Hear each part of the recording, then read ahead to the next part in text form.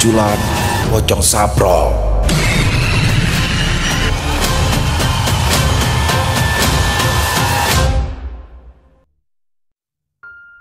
Siang itu, Maya memutuskan untuk izin pulang kerja lebih awal kepada atasannya. Tentu saja, ada hal penting yang harus segera ia tuntaskan. Masa sewa di kosan lamanya sudah berakhir dan ia tidak berniat untuk memperpanjang. Lingkungan yang kumuh dan terlalu berisik menjadi alasan mengapa ia enggan berlama-lama di tempat kos yang lama. Saat ini, Maya tengah berada di ruang tamu sebuah rumah. Beberapa saat lalu, ia baru saja mengecek kondisi kamar kos yang rencananya akan ia tempati. Maya tertarik untuk pindah ke situ karena lingkungan di sekitarnya tidaklah terlalu pelik. Selain itu, ukuran kamarnya pun lebih luas dan yang lebih penting lagi, kondisi kamar kos tersebut jauh lebih bersih dan tidak tampak kumuh. Dari dalam ruangan tengah, muncul seorang perempuan parubaya menghampiri Maya. Dia adalah Dawi, si pemilik kos-kosan 3 pintu. Letak kamar kos tersebut tidak terlalu jauh dari rumahnya, hanya berjarak sekitar 20 meter saja. "Jadi, Non Maya mau nempatin kamar yang mana?" tanya Dawi ramah. "Oh, saya mau kamar yang paling pojok aja, Bu," jawab Maya seraya tersenyum. "Siap, Non. Terus kira-kira kapan Non Maya mau mulai nempatin?" Sepertinya malam ini, Bu.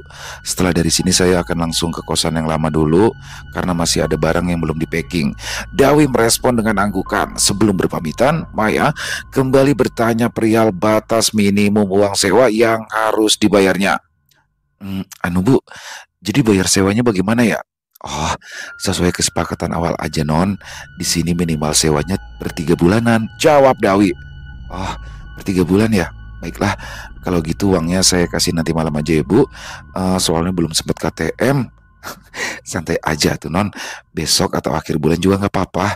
Saya mah ada di rumah terus kok." Dawi menepuk pundak Maya sembari tersenyum. Tak lama kemudian, Maya pun pamit untuk kembali ke kosan lamanya. Rasanya dia ingin sesegera mungkin menempati kamar kos di tempat itu. Selang beberapa saat, motor metik putih milik Maya melaju di tengah-tengah gang yang sempit. Walau kosan tersebut berada di dalam gang, namun keadaannya cukup tenang dan nyaman. Malam itu, langit terlihat disusupi sekumpulan awan yang bergerak teramat pelan. Kehadiran awan tadi membuat angkasa menjadi agak merah dan terasa gerah. Andai tidak turun hujan, niscaya hawa panas akan terus berlanjut hingga subuh menjelang. Di salah satu kamar kos yang berada di paling pojok, Maya terjaga. Rupanya, ia merasakan gerah meski kipas angin di kamarnya terus-menerus berputar tanpa henti. Tengkuk dan dada Maya mulai dibasahi peluk. Kini dia betul-betul mengalami dilema. Rasa kantuk masih menggelayuti kelopak mata, namun ia jelas tidak akan bisa terlelap dalam kondisi tubuh penuh keringat. "Kok udaranya panas banget sih?" keluh Maya sambil mengusap lehernya yang basah. Pada akhirnya, Maya pun memaksakan diri untuk bangun. Buru-buru ia menanggalkan piyama lalu menggantinya dengan tank top. Hawa panas belum juga hilang. Sekalipun Maya sudah mengarahkan kipas angin tersebut ke badannya, tapi sayang, kesejukan hanya berlangsung sesaat. Alih-alih menjadi segar, Maya justru merasakan kembung lantaran angin yang terus-menerus menerpa badannya. Kesal lantaran serba salah, Maya pun memutuskan untuk membuka pintu kamarnya. Setidaknya kini ada semilir angin sejuk yang sudah masuk. Ia tidak perlu khawatir ada orang lain yang melihatnya. Toh kata ibu kos, kedua kamar yang ada di sebelahnya masih kosong alias belum ada orang yang mengisi. Maya bersandar di daun pintu, tangannya lalu meraih gawai yang tergeletak di atas kasur. Sambil mengisi waktu senggang, Maya pun iseng membuka media sosial pada seluler biliknya. Beberapa postingan yang tampil di layar handphone sejenak mampu mengikis kekesalannya. Bahkan ia sempat tersenyum geli gara-gara menonton video pendek penuh kelucuan. Namun keseruan itu harus terhenti ketika ia mendengar ada orang yang membuang ludah tepat di luar pagar kamar kosnya. Secara spontan, Maya menoleh ke sumber suara tersebut. Buru-buru dia bangun dan berlari ke arah pagar beton untuk melihat keluar. Di tengah gang yang sunyi dan remang, dia melihat ada seseorang tengah berjalan menuju persimpangan. Sepertinya itu adalah sosok perempuan yang cukup sepuh sebab tubuhnya terlihat agak bungkuk dan jalannya tampak tertati-tati. Tidak begitu jelas, tapi Maya bisa melihat ada sesuatu yang tengah dipegang oleh nenek tersebut. Benda tadi adalah sebuah sapu lidi. Entah untuk apa si nenek membawa sapu lidi di tengah malam seperti ini. Mau ngapain nenek itu keluyuran gini hari? Gue Maya penuh rasa heran. Maya masih terpaku dengan kehadiran si nenek tadi. Pikirannya mulai berkelana, mencari tahu apa yang dikerjakan Manula tersebut. Beberapa percikan air mendarat di wajahnya, mengacaukan segala spekulasi yang liar berkelana. Gumpalan awan berkilauan. Bersama dengan itu, terdengar gemuruh bersautan dari atas langit. Tak butuh waktu lama, rintik hujan pun menghujam. Buru-buru, Maya kembali masuk ke dalam kamar dan menutup pintu. Pantas saja hawanya terasa sangat gerah. Rupanya semesta hendak membasuh muka bumi dengan keberkahan. Alhamdulillah, akhirnya hujan juga, ucap Maya seraya membuka sedikit jendela kamarnya. Keesokan harinya, Maya pulang kerja lebih cepat dari biasanya. Hari Sabtu, jam kerja di kantornya memang hanya sampai setengah hari. Sejurus kemudian, perempuan itu pun turun dari motor metik untuk membuka pintu pagar. Belum juga gerbang terbuka, mendadak wajahnya meringis lantaran ia melihat ada banyak sekali ludah di sekitaran pagar. Spontan Maya jadi merasa geli dan juga jijik. Tanpa ia sadari, Dawi, si ibu kos, tengah memperhatikan Maya dari rumahnya. Dawi buru-buru keluar dari balik gerbang, lalu tergopoh-gopoh menghampiri Maya. "Ada apa, Non?" tanya Dawi. Anu Bu, ini kenapa ada banyak ludah ya?" Maya menyahut seraya menunjuk ke arah spot yang dipenuhi ludah tersebut. "Oh, itu mah paling perbuatan Nyak Lam," jelas Dawi. "Nyak Lam? Nyak Lam itu siapa ya Bu?" "Ada warga sini juga kok. Orangnya mah udah sepuh banget, suka ngoceh-ngoceh sendiri. Nanti juga kamu bakal ketemu sama orangnya." Maya manggut-manggut saja, meski ia sedikit tidak mengerti kenapa orang yang dipanggil Nyak Lam itu malah membuang ludah sembarangan. Maaf Bu, memangnya Ibu nggak pernah negur orang yang namanya Nyak Lam itu? Kalau kayak gini kan jorok juga Bu dilihatnya." Dawi tampak menghela nafas panjang. Ia seperti bingung untuk menjawab pertanyaan tadi. "Ibu mah sudah berkali-kali kasih tahu orangnya, tapi nggak pernah digubris. Akhirnya mah Ibu mikir, ya mungkin karena sudah lanjut usia juga ya. Yang namanya orang kalau sudah tua kan pasti pikun," jelas Dawi. Iya juga sih," Maya mengangguk. "Ya udah, sebaiknya si Non istirahat aja, biar nanti Ibu yang bersihkan ludah-ludah ini ya," ujar Dawi. "Oh iya Bu, di sini warung terdekat di mana ya? Saya mau beli sampo sama sabun." "Oh, ada dari persimpangan, si Non belok kanan. Nah, nanti ada warung Cang Rohim 10 meter dari situ. Tapi misalkan mau ke minimarket, Non terus aja sampai keluar gang ya," jelas Dawi. "Oke siap Bu, terima kasih informasinya." Maya kembali menaiki sepeda motornya. Kendaraan itu pun menderu dan melaju hingga terparkir di depan kamar kos. Singkat kata, Maya telah masuk ke dalam kamar kos dan mengganti pakaiannya. Beberapa menit kemudian, gadis itu kembali keluar dari kamar kos untuk pergi ke warung. Pijar mentari di ibu kota masih terasa pedih terkena kulit meski telah lewat siang hari. Itu sebabnya Maya ingin buru-buru mengkuyur sekujur tubuhnya agar tidak terasa lengket oleh keringat. Sesampainya di tempat yang dituju, ia pun langsung disambut oleh si pemilik warung. Seorang pria parubaya berkumis baplang menyapanya dengan ramah. Aksen Betawi kota sangat kental terasa manakala orang yang ditenggarai bernama Cang Rohim itu mulai bersuara. Logat itu sangat berbeda dengan yang biasa diucapkan kebanyakan orang yang tinggal di sekitar perbatasan. "Mau beli apa Non?" tanya Cang Rohim. "Ah, saya mau beli sabun mandi sama sampo Pak," jawab Maya. Cang Rohim mengangguk, lalu berbalik badan menuju etalase kaca tempat di mana peralatan mandi diletakkan. Matanya lalu mencari barang-barang yang hendak dibeli Maya. Setelah benda tadi didapat, ia pun segera menyerahkannya kepada Maya. Ngomong-ngomong Sinan orang baru ya di mari. Cang Rohim kembali bertanya. Oh iya pak, saya baru kemarin sore aja nempatin kosannya Bu Dawi. Balas Maya. Oh, di kosannya Dawi. Cang Rohim mengangguk namun dengan dai mengerut. Bener pak. Oh iya, ini uangnya pak. Maya menyerahkan selembar uang 50 ribuan kepada Cang Rohim. Cang Rohim menjulurkan lengannya bermaksud akan mengambil uang tersebut, namun Maya keburu tersentak dan menjatuhkan uang tadi gara-gara ada orang yang marah-marah persis di belakangnya. Dasar si saprol brengsek. Secara refleks, Maya menoleh ke arah belakang. Tampak seorang nenek bungkuk tengah meracau sendiri sambil terus melangkah. Pandangan si nenek tertuju ke arah depan meski tidak ada siapa-siapa di hadapannya. Gara-gara lu nih, gue jadi belangsak. Dulu hidup gue seneng, sawah gue adek di mana-mana. Sekarang tanasnya kalau aja kagak adek. Sambungnya lagi. Maya melongo sambil mengusap-ngusap dada, menyaksikan tingkah laku si nenek yang tetap saja menggerutu sepanjang jalan. Cang Rohim tersenyum geli melihat reaksi spontan Maya yang terheran-heran. Dia bisa memaklumi jika Maya sampai kaget atau bahkan tercengang.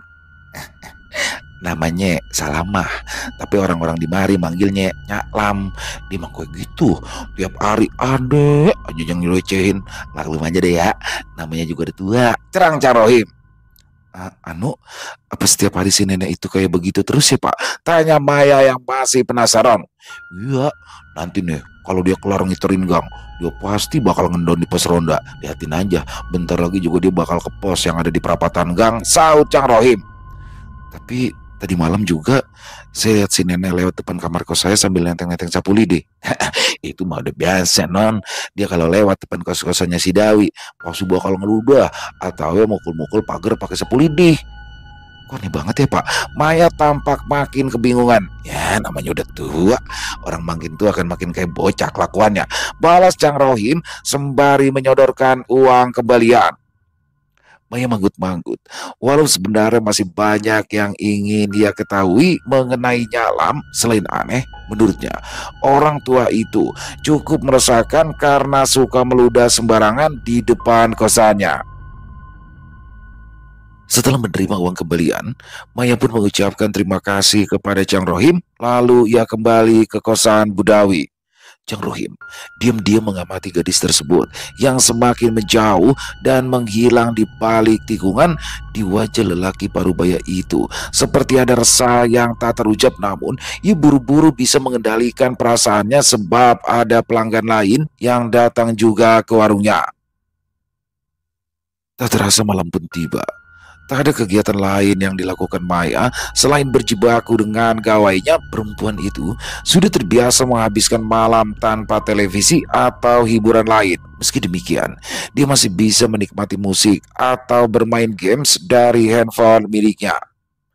Menjelang pukul 11, Maya bergegas menutup pintu kamar sebab rasa kantuk mulai datang. Suasana saat itu benar-benar sudah sunyi. Tak tampak orang yang berlalu lalang, bahkan di pos ronda yang ada di persimpangan gang. Maya agak heran. Ia tidak tahu apakah di wilayah tersebut memang selalu sepi di setiap malamnya. Aneh juga ya di sini. Kalau di tempat lain biasanya masih banyak yang pada nongkrong. Lah ini sepi kayak kuburan, cetuknya. Pintu ditutup, Maya lalu mematikan lampu kamar dan menggantinya dengan lampu yang lebih redup. Gadis itu pun membaringkan tubuhnya di atas kasur. Dia merasa lega sebab hari ini udaranya tidak segera kemarin malam. Dari dalam kamar yang temaram, samar-samar, dia bisa melihat ada sepasang mata yang tengah mengintipnya dari lubang angin. Maya terkejut dan nyaris saja berteriak. Buru-buru ia bangun lalu menutup belahan dadanya yang tersibak dengan selimut. Siapa tuh? Umpatnya geram. Tak ada balasan yang didapat, namun sepasang mata tadi masih saja menatap tanpa berkedip. Jelas Maya jadi berang dan berniat melabrak orang yang menurutnya sudah berlaku kurang ajar. Dengan cekatan, jemarinya meraih piyama lalu mengenakannya. Kini Maya sudah siap untuk menghajar si pengintip tersebut. Dia mengambil gagang sapu lalu bergegas keluar dari kamar. Tuas pintu ditekan, pintu pun terbuka lebar. Tapi Apa yang terjadi? Maya tercengang seorang diri di depan kamarnya. Tak ada siapapun di situ, bahkan jejak kaki atau sesuatu untuk dijadikan tempat berpijak saja tak nampak. Padahal lobster atau lubang angin tersebut cukup tinggi, rasanya mustahil seseorang bisa mengintip tanpa bantuan tangga atau alat sejenisnya. Sial, cepet banget orang kaburnya, ujar Maya kesal. Masih diliputi rasa dongkol dan penasaran, gadis itu pun berlari ke arah gerbang, lehernya menjulur keluar, lalu menoleh ke kiri dan ke kanan. Tak ada siapa-siapa selain kesunyian yang menguasai sepanjang gang. Kayaknya kosan ini harus dikasih CCTV deh, biar siapa-siapa aja yang masuk bisa ketahuan, pikirnya. Dengan perasaan kecewa, Maya pun bergegas menuju kamarnya lagi. Dari kamar kos yang berada di tengah, dia melihat ada sesuatu yang menurutnya mencurigakan. Ya, tirai yang ada di dalam kamar tersebut tampak bergoyang-goyang sendiri. Maya mengerutkan dahi sambil berjalan ke arah kamar yang tadi. Bukannya kamar yang tengah nggak ada orangnya ya, pikirnya. Kok itu tirainya gerak-gerak sendiri? Apa mungkin sudah ada yang isi ya? Saat tadi siang aku lagi kerja, ibunya lagi. Tapi kalau emang udah diisi, kenapa lampu kamar sama lampu teras nggak dinyalain? Rasa ingin tahunya meningkat, malah ia menjadi curiga jika orang yang barusan mengintipnya sedang bersembunyi di dalam kamar tersebut. Tapi aneh, tirai itu mendadak berhenti bergerak ketika Maya benar-benar berada tepat di depan jendela kamar tadi. Maya semakin mendekat ke arah jendela. Ada sedikit celah pada tirai. Dari celah itulah Maya memutuskan untuk mengintip ke dalam kamar. Sayang sekali, ia tidak menemukan ada orang di situ selain keheningan dan seraut wajah menghitam yang tiba-tiba saja menyeruak dari dalam kegelapan. Maya sangat terkejut. Bahkan ia sampai menjerit lalu terjengkang. Rasa kagetnya bukanlah sesuatu yang berlebihan. Andai yang dilihatnya barusan bukanlah sesosok makhluk astral berbalut kafan, dia mungkin tidak akan berteriak sehisteris itu. Beruntung ia masih punya sisa-sisa tenaga untuk ambil langkah 1000 menuju kamarnya. Maya tidak mempedulikan rasa penasarannya lagi. Dia buru-buru mengampaskan pintu dengan sangat keras lalu menguncinya. Jantungnya berdetak kencang, namun ia memutuskan untuk bersembunyi di balik selimut. Maya yang malang. Setelah itu justru ia mendengar suara rintian yang berasal dari luar kamarnya. Kali ini ia tidak tertarik untuk mencari tahu sumber suara tersebut. Dia memilih melafalkan ayat-ayat suci dengan harapan sosok menakutkan tadi tidak lagi mengganggunya. Sesuai harapan, makhluk halus yang dibungkus kafan itu memang tidak nampak ataupun mengusiknya.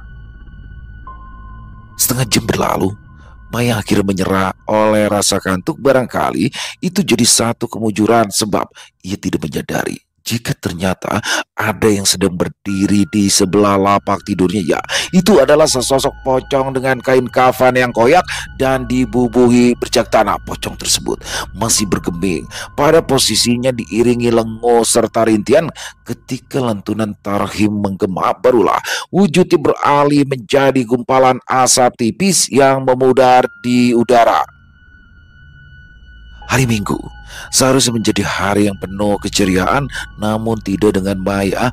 Perjumpaannya tadi malam dengan sosok pocong benar-benar masih membekas di dalam ingatan gadis tersebut. Saking stresnya, Maya bahkan sampai lupa sarapan dan terlihat murung di teras kamar. Entah kejadian semalam merupakan bagian dari nasib apesnya atau memang ada sesuatu yang dirahasiakan pada kos-kosan itu. Lamunan Maya mendadak buyar gara-gara ia mendengar ada suara seseorang yang sedang mengoceh tak karuan. Kali ini Maya tidak lagi merasa heran karena itu sudah pasti suara dari Nyak Lam. Maya beranjak dari posisinya lalu melongok keluar pagar. Ternyata Nyak Lam sedang berdiri di depan pos ronda yang ada di persimpangan gang. Tampak orang-orang yang berlalu lalang seperti tidak menghiraukan nenek tersebut. Mereka nampaknya sudah terbiasa dengan kebiasaan Nyak Lam yang selalu meracau seorang diri. Maya membuka pintu gerbang. Hatinya merasa tertantang untuk mengenal lebih Nyak Lam lebih dekat daripada terkekang rasa sepi. Bukankah lebih baik berbaur dengan warga setempat, pikirnya. Pagi Nek, sapa Maya seraya tersenyum ramah mendengar ada yang menyapa Nyaklam. Berhenti mengoceh, dia lantas menoleh ke arah Maya yang sudah berdiri di hadapannya, mata senjanya yang kelabu memicing, seolah sedang mengamati sosok belia tersebut selama beberapa saat. Lagi, Maya melempar senyuman, disertai anggukan. Sayang sekali, kehadiran Maya tidak digubrisnya Nyaklam, justru memalingkan wajah lalu kembali meracau seperti biasa.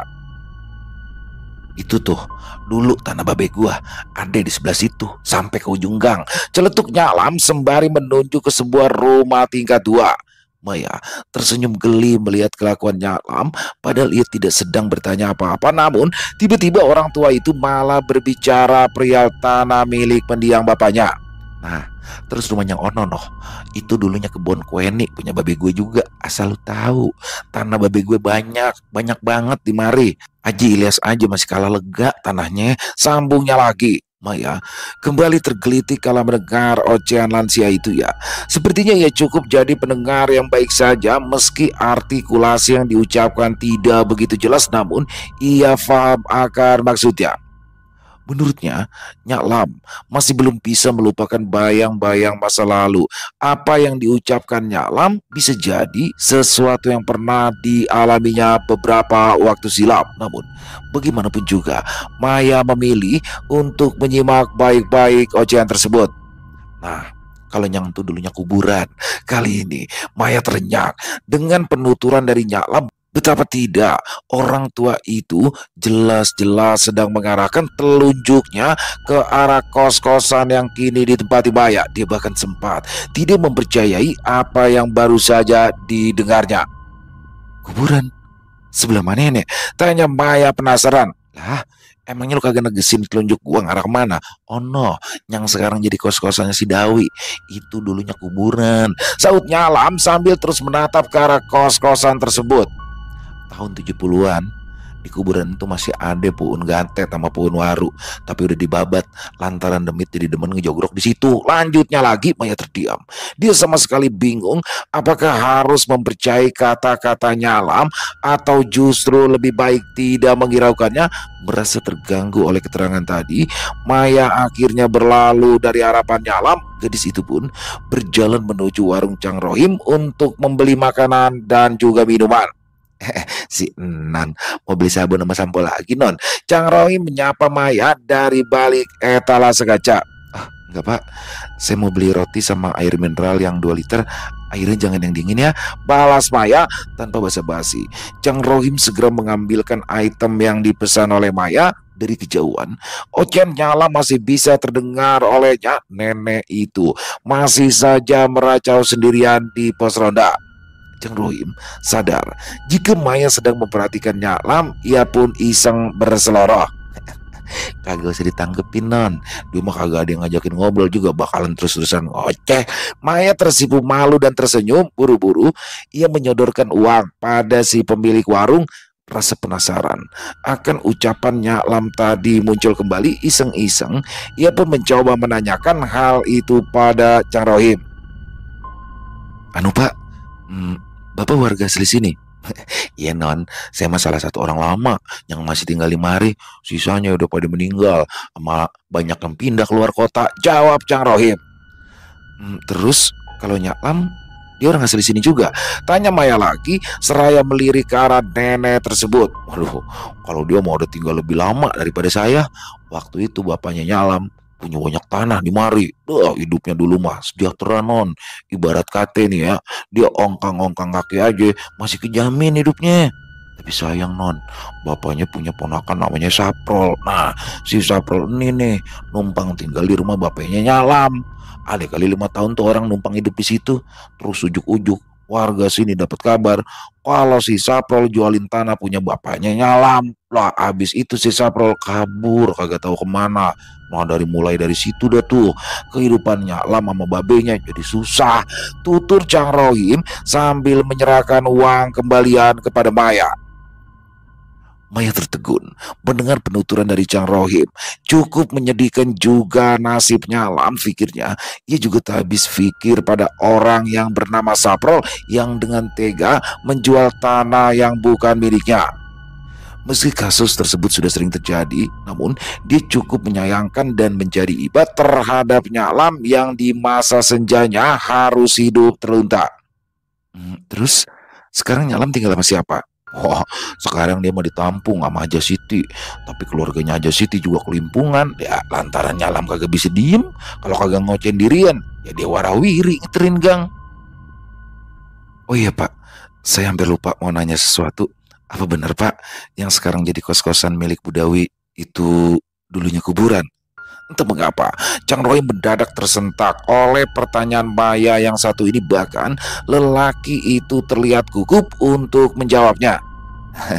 Eh, Sinan, emangnya dengar dari siapa? Sahut Chang Rohim.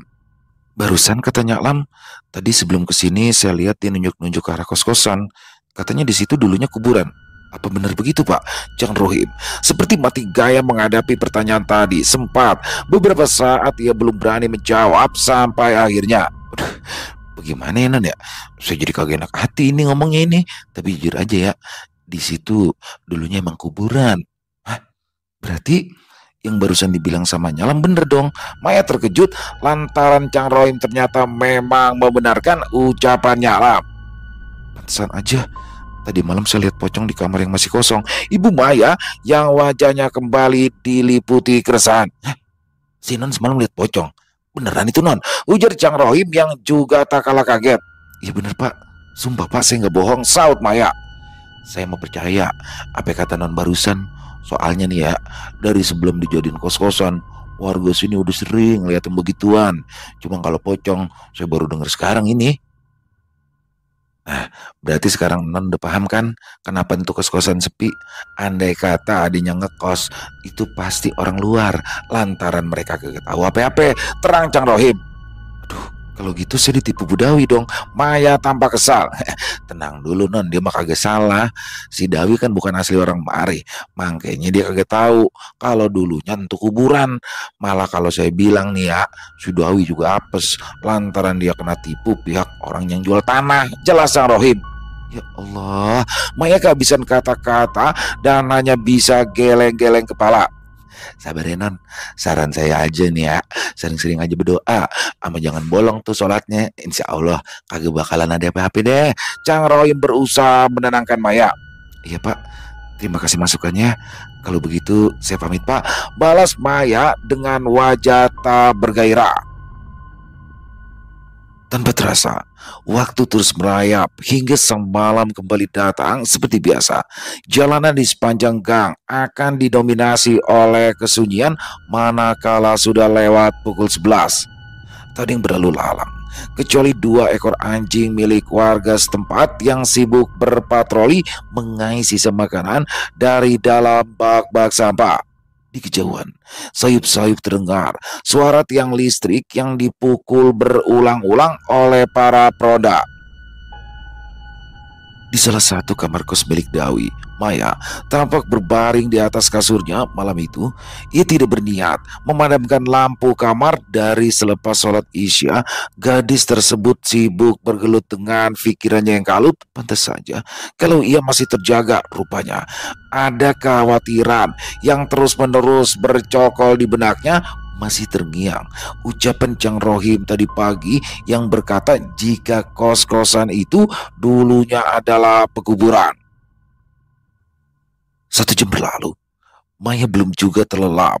Meski telah dihinggapi rasa kantuk, berkali-kali ia menguap lalu mengusap kelopak matanya yang mulai berair. Ia melirik ke arah jam di dinding. Sudah pukul 1 rupanya. Entah sampai kapan dirinya akan terus terjaga, sedangkan nanti pagi ia sudah harus bergumul kembali dengan pekerjaan kantor. Sampai di satu ketika, Maya akhirnya takluk oleh rasa kantuk. Ia berhasil terlelap di tengah udara malam yang teramat gerah. bulir-bulir keringat mulai membasahi sekitar kening, leher, hingga dadanya. Dengan kondisi tubuh yang berkeringat, Maya pun terjaga, bola matanya menjalar ke sekitaran langit-langit kamar yang gelap. Seketika, kesadarannya terkumpul kembali. Maya baru ingat jika sebelum tidur ia sama sekali tidak mematikan lampu kamarnya. Kenapa lampunya mati? Ucap dalam hati. Belum sempat Maya bangun untuk menyalakan lampu, mendadak dia mendengar suara dari arah teras kamarnya. Itu seperti suara sesuatu yang sedang melompat-lompat. Dengan kondisi kamar yang gelap, tentu dia bisa melihat adanya pergerakan di luar.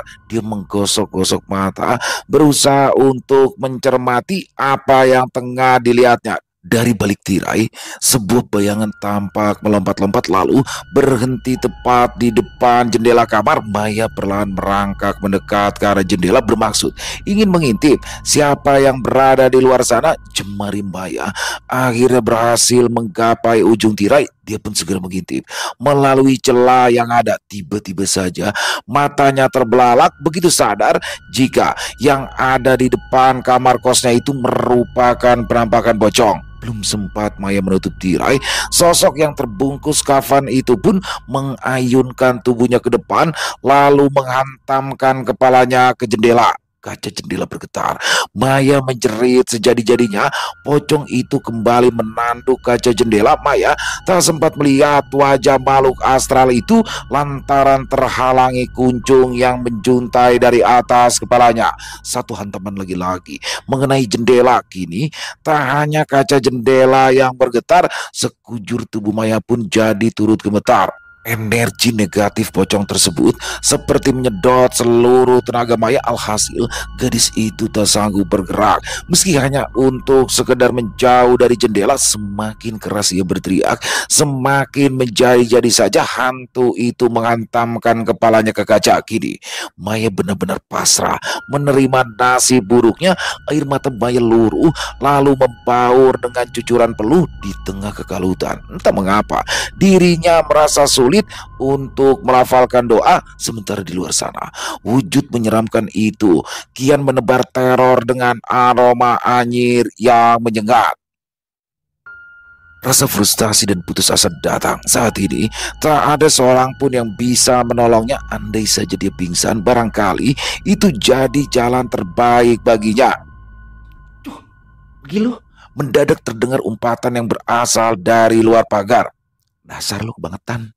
Udah hidupnya nyusahin orang, sekarang jadi membedik juga masih aja gangguin orang. Pergi sono, lanjut suara itu lagi. Ya, Maya tahu betul jika yang barusan itu adalah suara dari Nyalam, nenek-nenek yang setiap harinya selalu meracau di sekitaran gang. Saat itu juga ia bisa mendengar suara sapu lidi yang dipukul-pukulkan ke tembok pagar. Entah apa yang sedang dilakukan Nyalam di luar sana. Namun lansia itu sepertinya sedang berusaha mengusir penampakan tersebut. Benar saja, sosok pocong tadi akhirnya berhenti menggedor-gedor kaca jendela kamar Maya.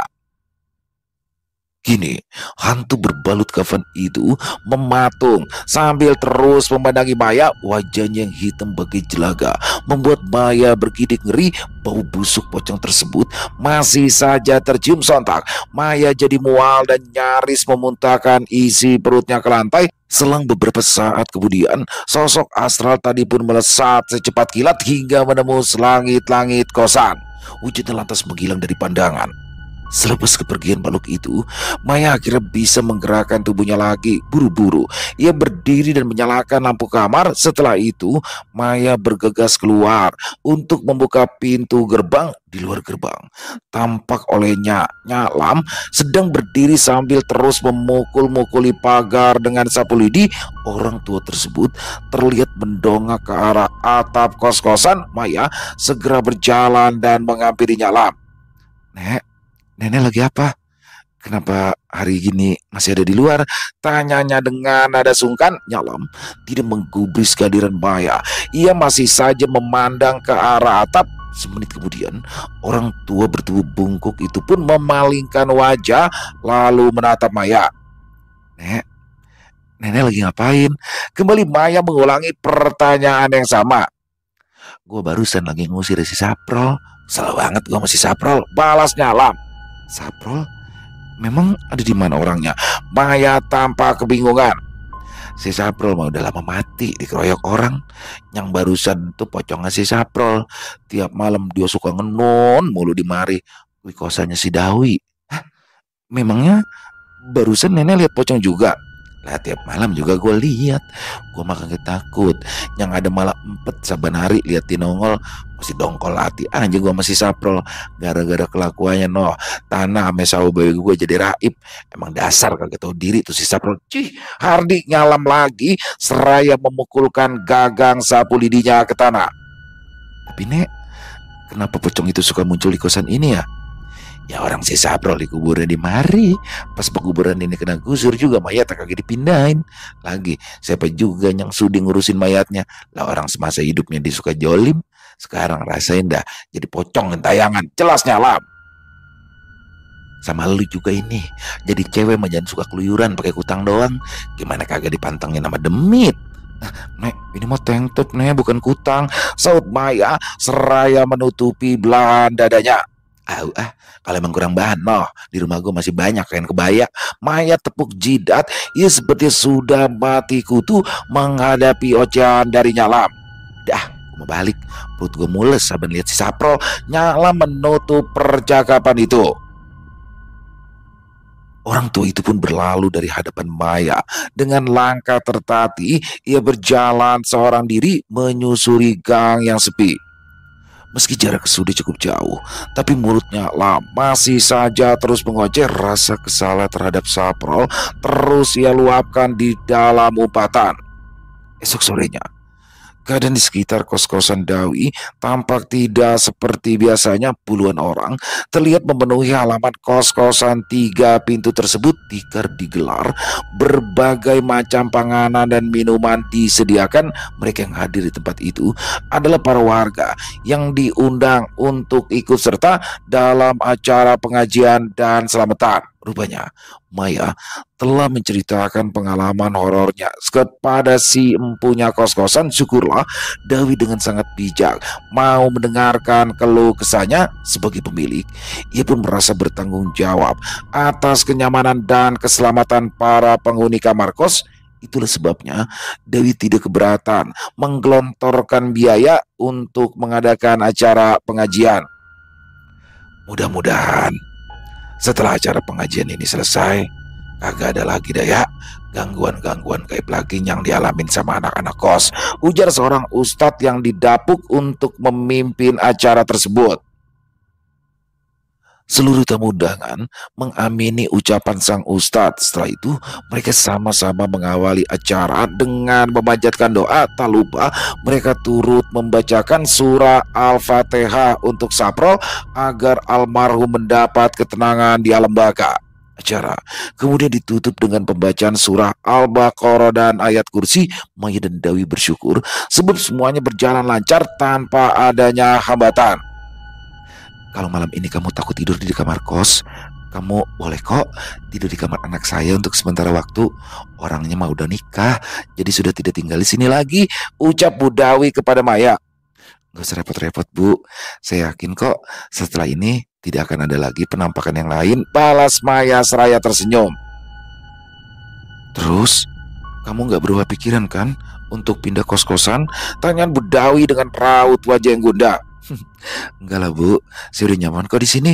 Lingkungan di sini nggak terlalu kredit. Kalau malam juga nggak bising sama ABG yang hobinya geber knalpot racing. Bu Dawi mengangguk, hatinya cukup senang dengan penuturan Maya. Selain itu, dia merasa Maya bukanlah tipikal anak kos yang ribet dan cukup pengertian. Malah, ia jadi sering mengajak Maya main ke rumahnya untuk sekedar mengobrol ataupun makan. Kebaikan Bu Dawi tentu saja membuat Maya semakin betah. Hari terus bergulir, menapaki relung waktu yang tiada tentu. Tak terasa, Maya sudah hampir 3 bulan menetap di kosan milik Bu Dawi.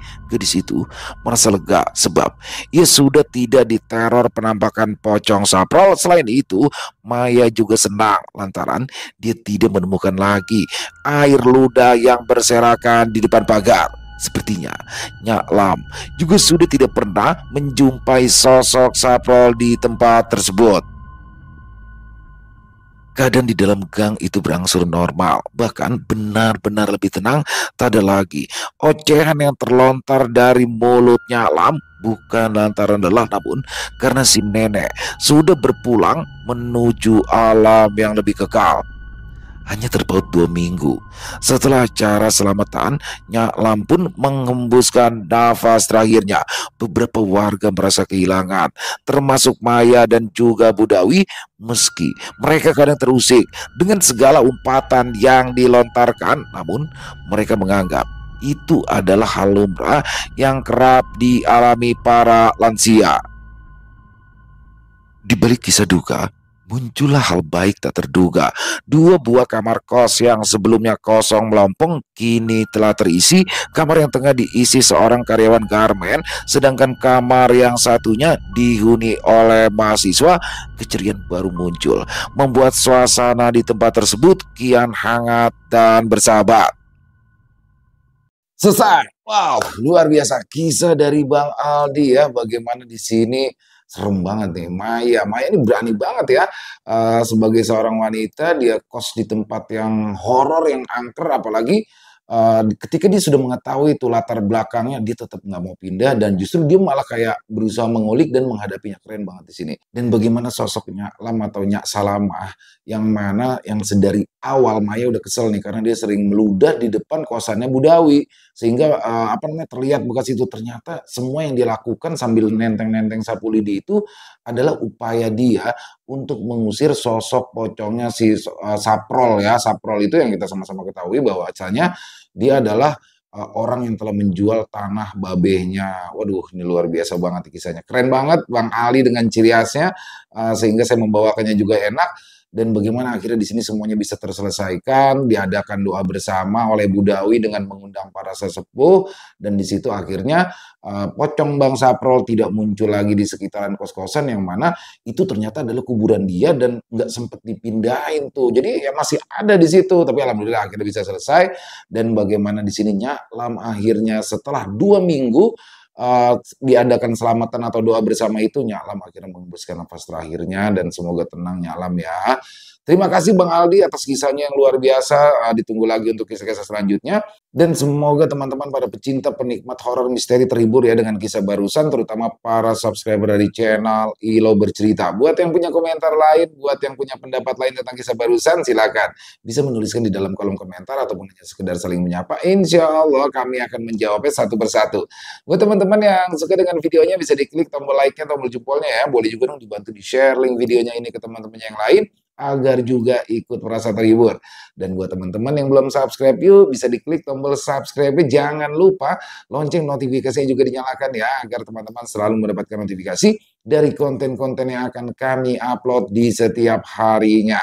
Dan untuk channel Ilo Bercerita kami upload setiap hari teman-teman ya, setiap malam jam 9 malam waktu Indonesia bagian Barat. Dan kami juga ingin mengucapkan terima kasih kepada seluruh teman-teman ya, yang sudah selalu setia hadir, yang sudah selalu mendukung kami, karena teman-teman kami selalu bersemangat berkarya di setiap harinya. Oh iya, buat teman-teman yang mungkin punya kisah horor misteri ya, yang apabila mungkin berkenan untuk dibawakan di channel kami, silakan bisa mengirimkannya ke nomor telepon kami yang ada di bawah sini, bebas ya. Kirimnya boleh dalam bentuk tulisan, boleh dalam bentuk rekaman suara, senyamannya teman-teman aja. Dan buat teman-teman yang sudah mengirimkan kisah, kami ucapkan terima kasih. Buat teman-teman yang sudah mengirimkan kisah tapi belum sempat dibawakan, harap bersabar ya, karena memang harus melalui proses penggarapan terlebih dahulu, agar nantinya bisa dinikmati oleh teman-teman yang lain ya. Di akhir kata, saya Ilo mengucapkan permohonan maaf apabila mungkin dalam pembawaan kisahnya barusan ada kata-kata saya yang salah, ataupun ada kata-kata saya mungkin yang kurang berkenan. Saya mohon dibukakan pintu maaf yang seluas-luasnya. Sampai berjumpa lagi di konten-konten kami selanjutnya, yang pasti tidak kalah serunya, yang pasti tidak kalah horornya, masih bersama saya Ilo di channel Ilo Bercerita. Salam sehat, sukses selalu untuk kita semua. Wassalamualaikum warahmatullahi wabarakatuh.